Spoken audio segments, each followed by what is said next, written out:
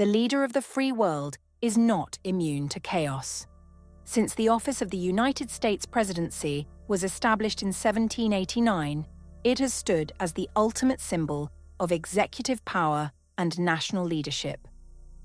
We often view the individuals who have held this office as larger-than-life figures operating in a world of absolute order and historic gravity.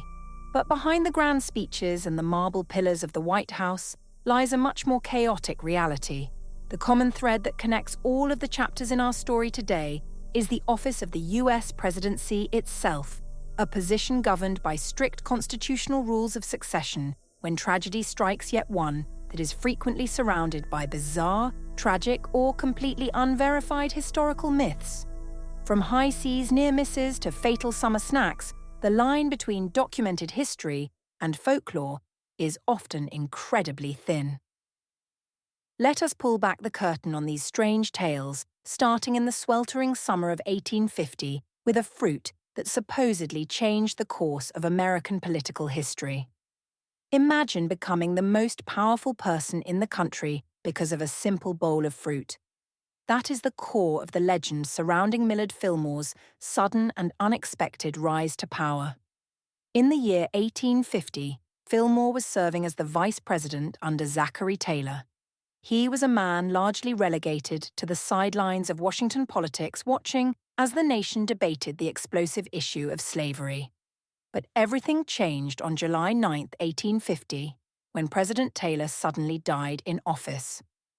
Under established constitutional practice, Fillmore immediately succeeded to the presidency, taking the oath of office and inheriting a nation on the brink of a civil war. But here is the thing: a persistent historical legend claims that cherries are what actually made Millard Fillmore president.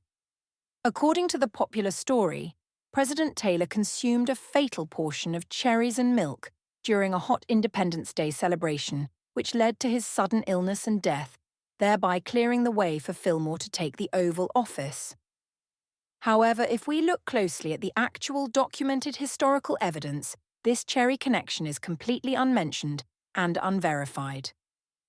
While Fillmore's constitutional succession is a matter of clear historical record, the idea that a bowl of fruit altered the destiny of the executive branch remains a fascinating piece of unsubstantiated folklore. Transitioning from political successions in the halls of Washington to terrifying military hazards on the high seas, we find an even more shocking presidential legend. During the height of the Second World War in 1943, the stakes for global leadership could not have been higher. Imagine a scenario where a United States Navy destroyer accidentally fires a live torpedo directly at a battleship carrying its own commander-in-chief, President Franklin D. Roosevelt. The legend goes that in November of 1943, the destroyer USS William D. Porter was conducting a mock training exercise.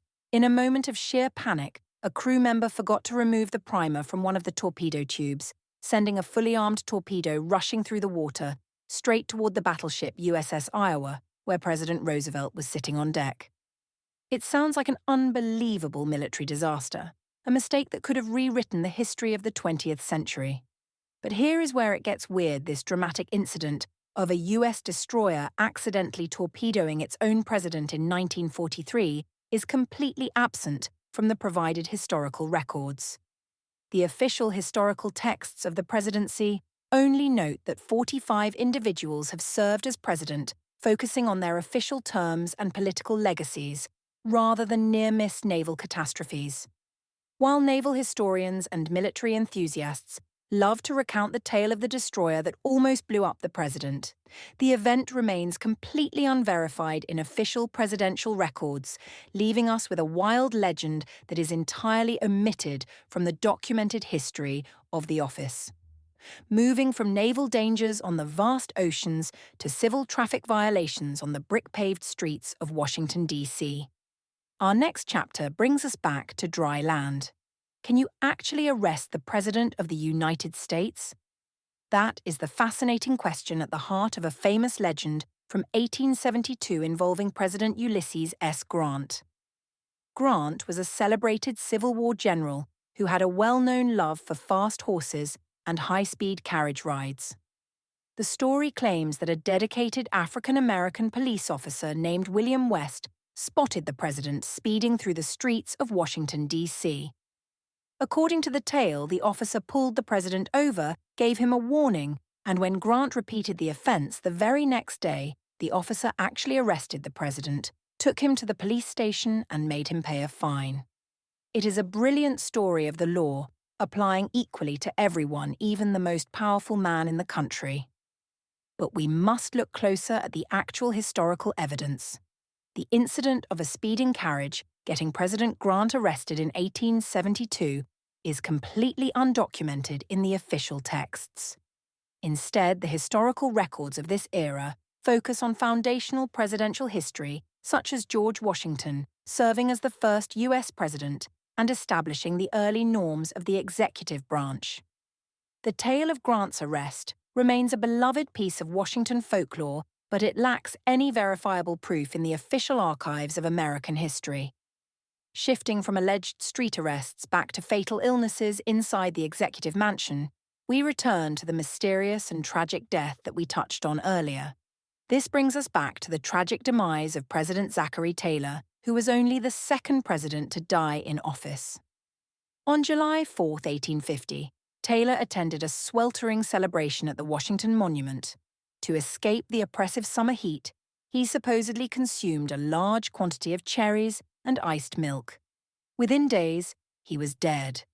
For generations, popular history has repeated the claim that cherries and milk killed the president, suggesting the combination caused a fatal chemical reaction or severe food poisoning in his stomach. But here is the real truth: the historical sources do not support this popular legend. Medical records show that President Taylor actually passed away on July 9, 1850, from acute gastroenteritis, a severe inflammation of the stomach and intestines. During the mid-19th century, Washington, D.C. had notoriously poor sanitation with open sewers and contaminated water supplies. While the legend of the deadly cherries and milk has endured for nearly 2 centuries, modern medical historians agree that the president succumbed to a severe gastrointestinal infection likely caused by contaminated food or water, making the fruit and milk theory an unverified myth. Ultimately, the thread that connects all of these incredible chapters is the U.S. presidency itself. It is a position governed by strict constitutional rules of succession when tragedy strikes. Yet it is also an office that is frequently surrounded by unverified historical myths. Whether we are talking about the constitutional transition of Millard Fillmore, rumoured military mishaps on the high seas, undocumented street arrests, or legendary dietary tragedies, the history of the presidency is a mix of hard facts and tall tales. These stories remind us that while the office of the president is defined by law, the people who occupy it are human, and the legends we build around them tell us just as much about our culture as the history books do. If you want to discover more hidden truths and bust historical myths with us, make sure to follow for our next deep dive.